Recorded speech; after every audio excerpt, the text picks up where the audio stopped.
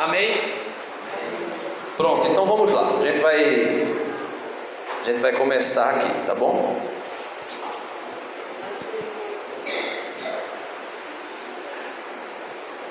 Vejam comigo, todo mundo encontrou? Primeira carta de João, capítulo 1, diz assim: caríssimos, não deis fé a qualquer espírito, mas examinai se os espíritos são de Deus, porque muitos falsos profetas se levantaram no mundo. Nisto se reconhece o Espírito de Deus. Todo espírito que proclama que Jesus Cristo se encarnou é de Deus. Todo espírito que não proclama Jesus, esse não é de Deus, mas é o espírito do anticristo, de cuja vinda tendes ouvido, e já está agora no mundo. Vós, filhinhos, sois de Deus, e os vencestes, porque o que está em vós é maior do que aquele que está no mundo. Vamos ler o 4 de novo, mesmo se tiverem versões diferentes, leia comigo em alta voz. Vós, filhinhos, sois de Deus, e os vencestes, porque o que está em vós é maior do que aquele que está no mundo. Amém?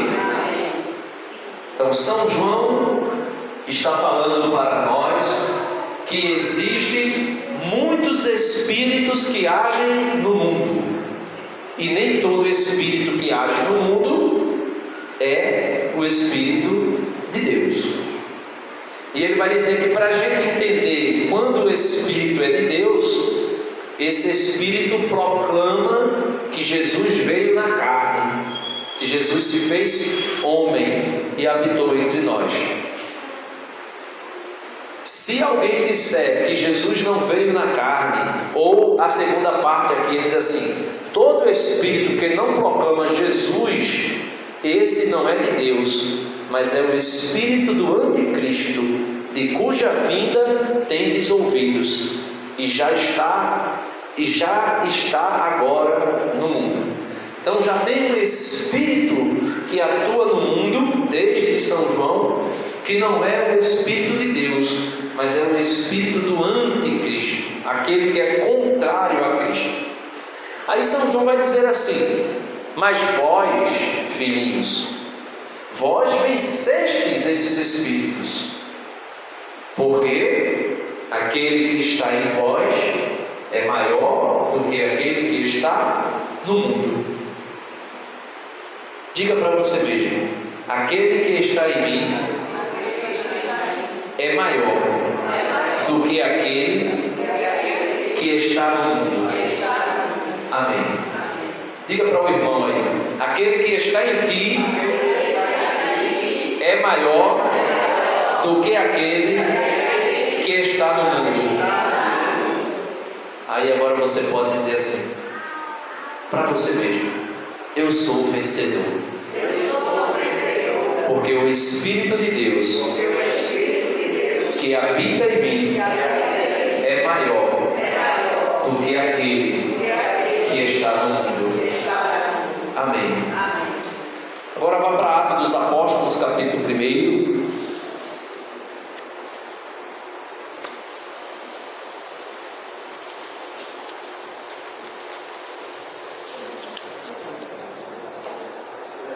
Atos dos Apóstolos, capítulo 1, a gente vai ler somente o versículo 8. Ele diz assim: mas descerá sobre vós o Espírito Santo, e vos dará força, e sereis minhas testemunhas em Jerusalém, em toda a Judéia e Samaria, e até os confins do mundo, ou os confins da terra. A palavra que norteia essa partilha de hoje de Atos dos Apóstolos, capítulo 1, que vai dizer que nós receberemos, porque vai descer do alto o Espírito Santo, que vai nos dar forças. Vai nos dar forças. Aí ele diz para que ele vai nos dar força. Mas veja só, meus irmãos, eu queria falar um pouquinho sobre esse versículo e falar um pouquinho sobre cada palavra aqui. Eu não sei se a sua Bíblia, porque eu acabo levando a Bíblia Ave Maria na bolsa, né? Todos os dias. E quando vai o dia de eu fazer a partilha, eu acabo esquecendo de trazer a Bíblia Jerusalém, que a gente está adotando como oficial da comunidade. E eu tenho mais hábito de ler a Ave Maria, né? Mas se não tiver igual, não tem problema. Mas eu vou dizer aqui, eu vou ler aqui, eu queria que você prestasse atenção nas palavras que estão nesse versículo. Jesus diz assim: mas descerá sobre vós o Espírito Santo. Veja, descerá sobre nós o Espírito Santo. Contextualizando aqui, Jesus estava com seus apóstolos prestes a subir para junto do Pai, a sua ascensão, a sua glorificação à destra do Pai. Só que antes de Jesus subir, alguns anos antes, durante os 3 anos de sua vida pública, Jesus falou muitas vezes: olha, se vocês que são maus, quando o vosso filho pede um ovo, vocês não dão um escorpião. Se pede um peixe, vocês não dão uma cobra. Vocês que são maus, sabeis dar coisas boas aos vossos filhos? Muito mais vos dará o Espírito Santo, o vosso Pai do céu, a quem pedir. Então Jesus disse que o Espírito Santo ele é para ser pedido. A gente tem que pedir o Espírito. Ele disse que quem pedir, receberá. Quem buscar, encontrará. Quem bater a porta se abrirá. Então ele está dizendo, ele disse aos apóstolos: é preciso que eu vá, porque se eu não for, eu não enviarei o Paráclito, o advogado, o defensor, o intercessor, o mestre, o Espírito da verdade, o Espírito não de timidez, mas de coragem, de parresia, o Espírito de Deus. Aí ele diz: eu preciso ir para que ele venha, né? Porque a gente pode ver, existe uma hierarquia, não que um seja maior do que o outro, mas na ação da Trindade, Deus Pai que cria, o Espírito Santo, ou melhor, Jesus que nos redime, e o Espírito Santo que nos santifica. Poderíamos dizer que nós estamos no tempo do Espírito.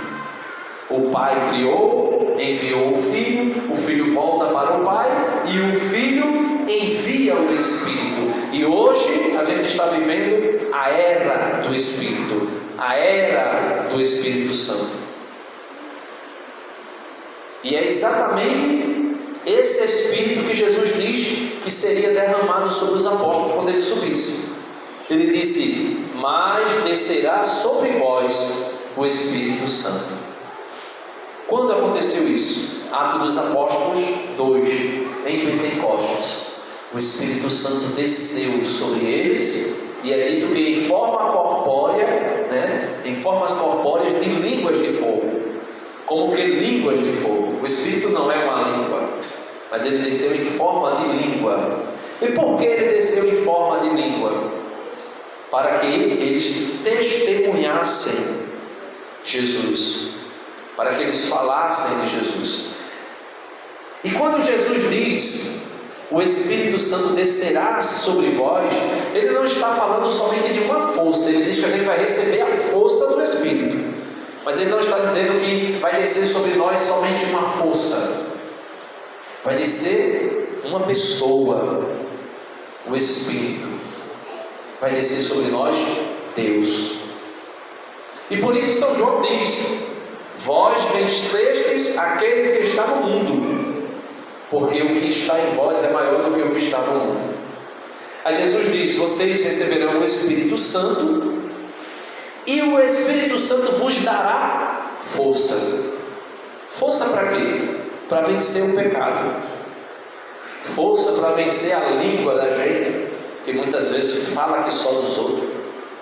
Força para vencer a nossa ira, que às vezes facilmente a gente se ira. E não é que a gente fique irado, como Jesus disse: o zelo pela casa do meu Pai devora o meu coração e expulsa os vendilhões do templo. Não é esse zelo, não é essa ira, né? Que Jesus disse, né? A ira de Deus, a ira me consome, né? O zelo pela casa. E ele fica irado e pega um chicote e expulsa.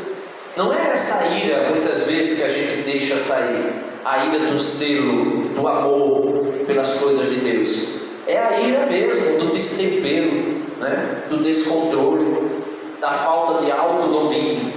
E às vezes essa ira vem e sai de uma maneira tão pesada que a gente acaba machucando todo mundo que está ao redor.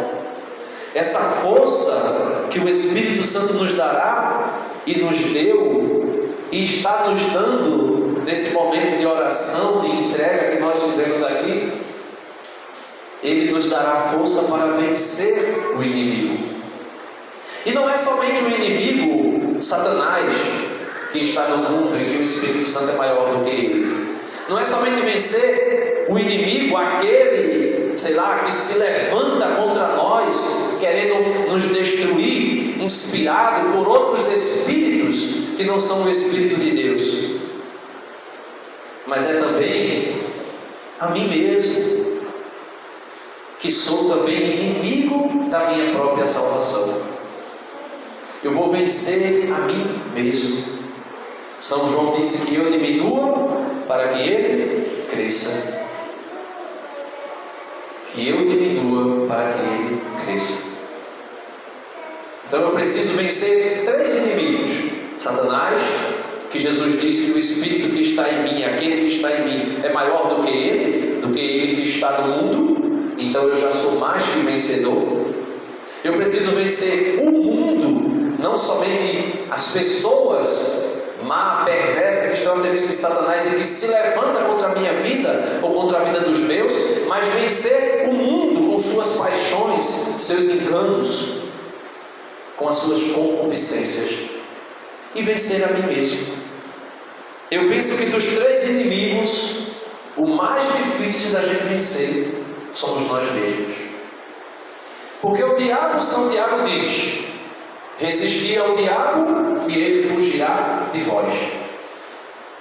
O mundo é somente eu me abster das coisas do mundo. Por exemplo, vamos supor alguém que fuma. O cigarro está lá fora. Ele só tem domínio sobre mim quando eu me disponibilizo em buscá-lo. A gente sabe que para uma pessoa viciada é muito difícil, mas pelo menos ele está fora de você. Mas você mesmo, quando você mesmo é o inimigo da sua salvação, está dentro. E é por isso que Jesus diz: o que contamina o homem não é o que está lá fora e que entra por sua boca, mas é o que está dentro de nós e sai da nossa boca. Aí ele vai dizer: inveja, adultério, cobiça, mentira, rixa, ciúme, briga, discórdia, desunião, pensamentos maus, pensamentos impuros, maus desejos. E ele diz: tudo isso sai do seu coração, e é isso que torna o homem impuro. Então nós recebemos pelo batismo o Espírito Santo, recebemos todas as vezes uma efusão dos dons espirituais quando nós pedimos ao Senhor o Espírito, como a gente cantou tantas músicas aqui, pedindo o Espírito Santo. Nós recebemos essa efusão do Espírito. E ao mesmo tempo, quando nós recebemos o Espírito, ele nos capacita, ele nos fortalece para fazermos o quê? Testemunhar Cristo. Ele diz: mas descerá sobre vós o Espírito Santo e vos dará força, e sereis minhas testemunhas. A palavra testemunha não está somente vamos dizer assim, presa ao significado de você ser testemunha de alguma coisa que você viu. A palavra testemunha não está somente isolada em você testemunhar em favor de alguém, ou atestar em favor de alguém. A palavra testemunha aqui que Jesus diz aos apóstolos é a mesma para a hóstia: sacrifício, mártir, ser mártir. Todo mártir é uma testemunha de Cristo. Então, meus irmãos, testemunhar Jesus não é somente falar de Jesus, mas é ser mártir nos dias atuais. Seja por um martírio cruento, com derramamento de sangue, ou seja um martírio incruento, sem derramar o sangue. Vê-se como é que eu sou mártir sem derramar sangue. Todas as vezes que você tiver vontade de soltar aquela palavra para aquela pessoa que te irritou, e você se segura, você está sendo um mártir. Você está se sacrificando por amor a Cristo. Quando alguém calunia você, difama você, fala mal contra você, você está sendo martirizado. Quando você precisa decidir entre ser honesto, justo, no meio de uma geração, como dizia o profeta Isaías: Senhor, eu sou um homem de lábios impuros e habito no meio de um povo de impuros lábios. Quando você é chamado para ser alguém de lábios puros no meio de um povo de impuros lábios, quando você é chamado para testemunhar, para dar testemunho da justiça, da verdade, no meio de uma geração ímpia e que vive na mentira, você está sendo mártir. Então, quando Jesus diz aqui: vocês serão minhas testemunhas, não é simplesmente falar. Tantos testemunharam Jesus sem precisar falar, sem precisar dizer nada, né? Por exemplo, São Maximiliano Kolbe, ele não falou nada, ele não pregou para os soldados nazistas, ele simplesmente disse assim: olha, deixa-me morrer no lugar dele. Tinha um pai de família que ia ser morto, parece que na câmara de gás, alguma coisa assim. E São Maximiliano, que estava também preso, disse: eu morro no lugar dele. Trocou a vida dele pela vida daquele homem. Ou seja, se martirizou. Testemunhou Jesus. É um testemunho. E São Paulo vai dizer assim: pode até ser que alguém se disponibilize a dar a vida por uma pessoa boa. Pode até ser. Aí ele vai dizer assim: mas Cristo entregou a sua vida quando nós éramos ainda inimigos dele. Ele entregou a sua vida quando nós éramos pecadores, maus. Então, meus irmãos, testemunhar Jesus não é simplesmente falar de Jesus, porque às vezes eu falo até bonito, às vezes eu falo até joinha falando. Só que às vezes a atitude não condiz com a fala. Jesus diz assim: vocês me louvam com os lábios, mas o coração está longe de mim. O que é que Jesus está querendo dizer com isso? Com a boca vocês até dizem que me amam. Com a boca até você diz que morreria por mim. Lembra de Pedro? Ah, Senhor, não importa, aonde tu fores eu irei. Eu darei a vida por ti. Aí Jesus diz: Pedro, antes que o galo cante, tu vai me negar 3 vezes. Porque muitas vezes, minha gente, é fácil a gente dizer. É fácil a gente dizer. Como Pedro disse. Só que Pedro estava sem o Espírito. Ainda não tinha recebido o Espírito. Aí na primeira oportunidade, negou.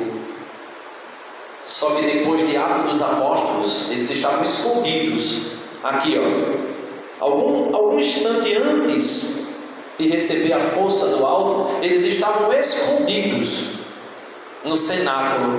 120 pessoas escondidas. Vai dizer que entre eles estava Maria, mãe de Jesus, orando e perseveravam em oração. Estavam escondidos, com medo dos judeus. Mas depois que veio um vento impetuoso e entrou naquela casa e encheu todos eles com o Espírito Santo, aí vai dizer que algumas pessoas, quando viram eles falarem em língua, disseram: eles estão embriagados. Aí Pedro vai e toma a palavra e faz um histórico da vida de Jesus. Não, nós não estamos embriagados, ainda é muito cedo, nós não bebemos vinho doce, nós estamos cheios do Espírito Santo, assim como o profeta Joel profetizou que derramaria sobre nós o Espírito Santo, e ele derramou, e por isso nós somos testemunha. Aí Pedro vai falando e vai dizendo: e vocês mataram o autor da vida. Pedro, que não tinha coragem nem de dizer que conhecia Jesus, apontou para aqueles que estavam ali, grandões da época, e disse: vocês mataram o autor da vida. E é dito que 5.000 homens, sem contar as mulheres, se converteram no primeiro discurso de Pedro. Pedro, que estava escondido antes de receber o Espírito Santo e que negou Jesus, mas depois que recebeu o Espírito Santo, teve coragem de proclamar para todo mundo quem era Jesus e o que fizeram com ele. Então nós precisamos, meus irmãos, minhas irmãs, pedir o Espírito Santo, implorar o Espírito Santo.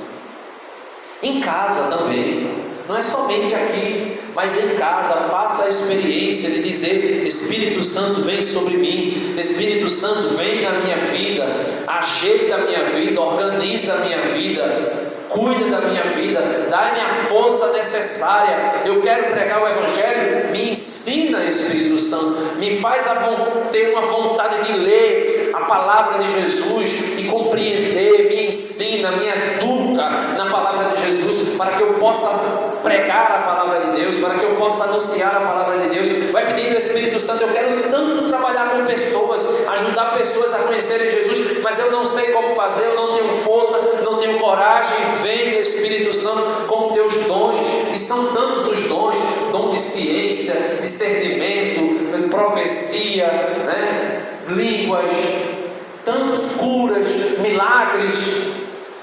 A gente tem que pedir o Espírito Santo, temos que implorar o Espírito Santo. A exemplo de Nossa Senhora, junto com os apóstolos, junto com os irmãos de Jesus, que a Bíblia fala, aqueles parentes todos que não criam em Jesus, mas depois passaram a crer, e assim receber a força do alto, porque somente com ela nós conseguiremos verdadeiramente ser testemunhas de Cristo. Seja, se for necessário, dar a vida, e aqui é um dom mesmo de Deus, porque nem todos têm essa coragem. Eu não tenho essa temperança dos mártires. Não sei se você tem. Eu acho que na primeira oportunidade talvez eu corresse, mas se o Espírito de Deus que habita em mim me der força e me capacitar, eu farei, você fará, como São Lourenço fez. Pode virar, porque esse lado já está queimado, já está assado. Ou senão nós iremos fazer como Estevão, contemplar o céu aberto e ver Jesus à direita do Pai. Mesmo levando pedradas, vai dizer, como Jesus disse: perdoa-lhes, porque eles não sabem o que estão fazendo. Amém? Louvado seja nosso Senhor Jesus Cristo. Rapidinho, vamos cantar assim: Espírito